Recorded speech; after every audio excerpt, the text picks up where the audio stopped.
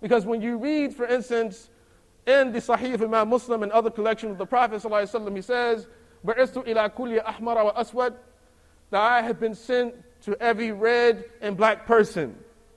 That the scholars of tafsir, or the scholars of commentary on the hadith, like for instance Imam Nawawi, he comments on this hadith, and he said that the Prophet ﷺ, when he said the red, what he meant by the red was, according to one interpretation he mentions first, the red is a reference to the whites.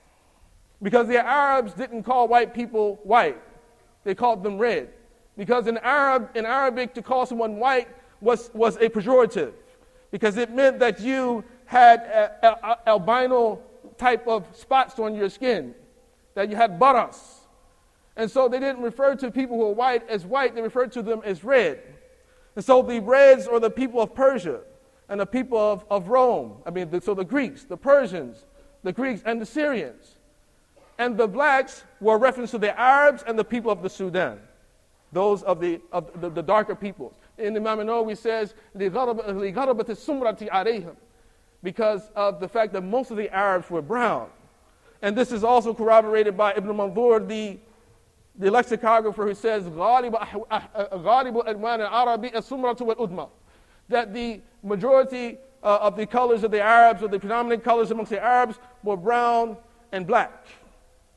But at any rate, the point is not to say, or even get into this idea of the color dynamics, but the point is to highlight that there is an evolution here. That if these were the original Arabs, right? And then eventually what happens is that as the empire spreads and the Muslims spread into different lands, into Iraq, and into Syria, and into Egypt, and into North Africa, right? What happens is that people, as they adopt the Arabic language, are now given acceptance into the definition of Arabness. The people of Iraq are not originally Arabs, not of Syria, not the Palestinians, not the Lebanese, not the Jordanians, not the Egyptians, not the Libyans, not the Moroccans, not the Algerians. That all of these people were incorporated into Arabness through negotiation. And more importantly, because of the fact that they had adopted the Arabic language. And there is actually a hadith which relates to the Prophet ﷺ says, and Allah knows best if he said this, because scholars differ about the authenticity of the hadith. He says, ar-Rabbu wahid, wal-Abu wahid, wal-Deenu wahid.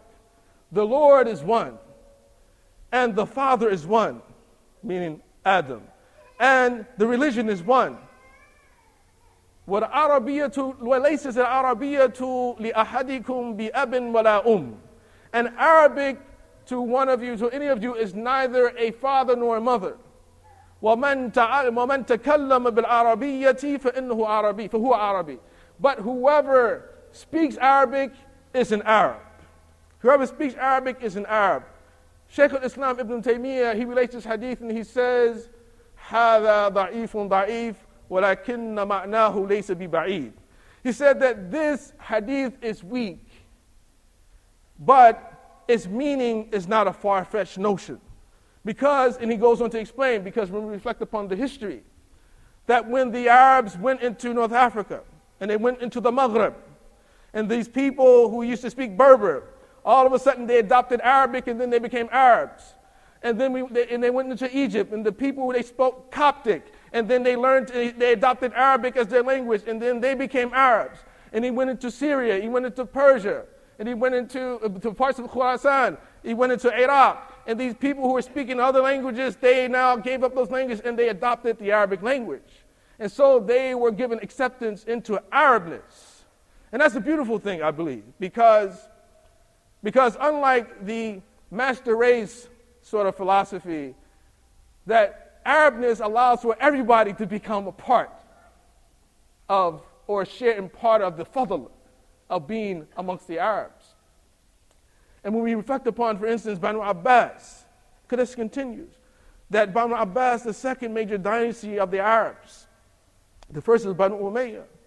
But you look at Banu Abbas, just read Imam Suyuti's Tarikh al-Khulafa, and look at his description of every one of the Khulafa, with the exception of perhaps a handful of them. that there was this tradition amongst Banu Abbas to always turn over the Khilafah to their sons who were the sons of slave women, of concubines. And Harun ar-Rashid, for instance, his mother was a Berber, right? So you see the Berber blood start to mix with the Arab blood.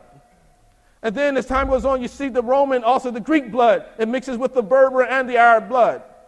And then it continues, and then the Armenian blood, it mixes with the Berber and the Arab and the Greek blood. And you see it also, it mixes with the Abyssinian blood and with the Georgian blood, right? This is what happens historically. There are no pure races. They don't exist.